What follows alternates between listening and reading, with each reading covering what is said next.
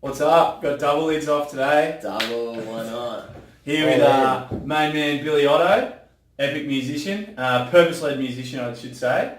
He's actually from Newcastle where I used to jam about for university and linked up with him probably towards the end of last summer and we've been real good buddies ever since. He's played a couple of shows at my house in Bondi and most recently played the Fuck Fest, which is an orgy of creative ideas with a bunch of people for the start of Dry July for our good friend Sarah. And it was epic, to say the least.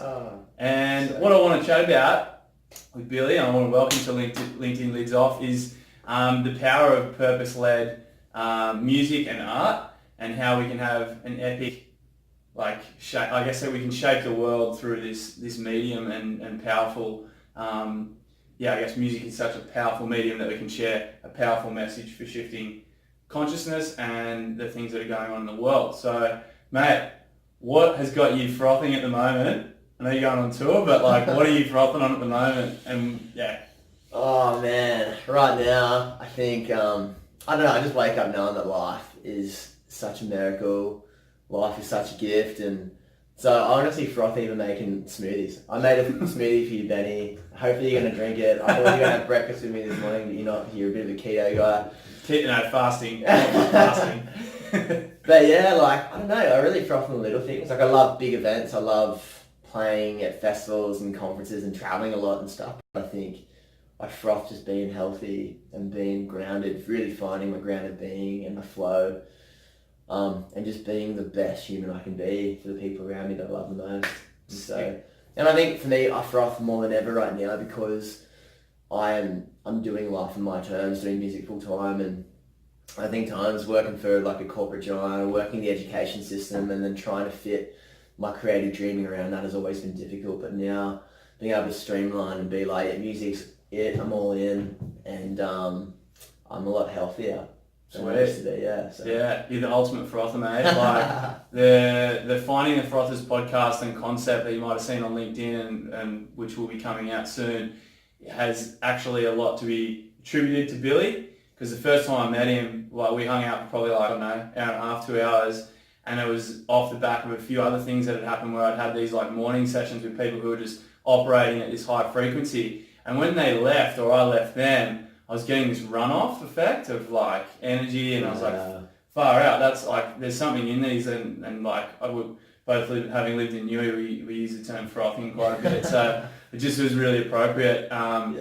And solidified the next time I went surfing, which is where I started the LinkedIn podcasting sort of thing. Found it for that one. Man, off the overflow, I left that night just going oh my goodness, it was like an electric buzz. Yeah. I left to go to another 30th after being with you guys at your show, and I was just connection, collective consciousness, let's push forward, got this. Yeah. Dreaming. Great. It's sick. Yeah, it's sick. So let's talk a little bit about purpose-driven music, because Australia's got a pretty powerful history of different musicians, Midnight Oil, Yothu Yindi, more recent ones like Xavier Rudd, even John Butler. Those kind of guys have created really purpose-driven music. And so how does that inspire you to, because I know you generate music that has that story. Because I produce a bunch of music, a bunch of pop music for people and for different things, but I guess for me, what really wakes me up in the morning and gives me energy and gives me nourishment and makes me feel like I'm really giving back to the world is when I am being super transparent with my story and my struggle, and not just purely making music for aesthetic, but knowing that music has so much power to communicate something deeper. And so I'm all about the profound, all about going deeper, all about going there in a conversation. And one of my songs called Ghosts that I released earlier this year, it's about a fight that I had with my dad. And for some people this song sounds like it's a romantic song about not wanting to break up. But for me, it was a song about I don't want to break up this relationship that I have with my dad, even though we don't see things eye to eye, me being a melancholy millennial, him being a baby boomer.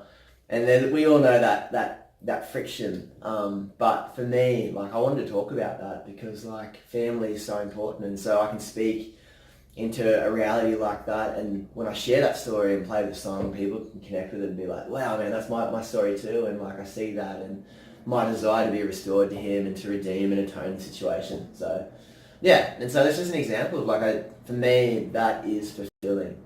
When I'm not just playing a song so I can drop on the floor and talk about girls that I've been with, you know, but like also deeper things, you know, like yeah. Sweet, yeah, I think it's much appreciated. And like, having heard you play multiple times, people connect with that in the room. And I'd also like, could you give us a shout out to a musician? It can be alive or have passed, that have been like a super inspiration and that you still generate froth from through their music. Yeah. Oh, quick. Talk about frothers. Here's a frother. The frothiest of them all. Jump in. Sarah's a frother. Oh man, I've gone to so many live shows in the last little while. The people that oh man, who would it be? I think when I was living in Chicago, who did I see? I saw Broods play in Chicago, and it wasn't like particularly like, I'm just trying to think, because there's so many examples I could give, but when I saw Broods play, they were frothers. Yeah.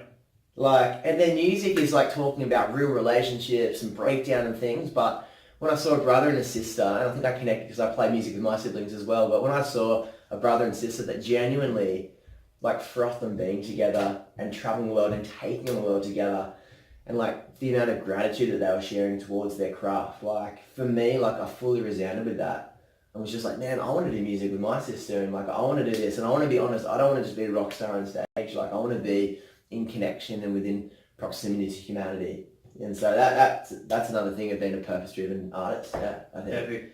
You know, it's honesty and like being a human on stage and off. That's so sick.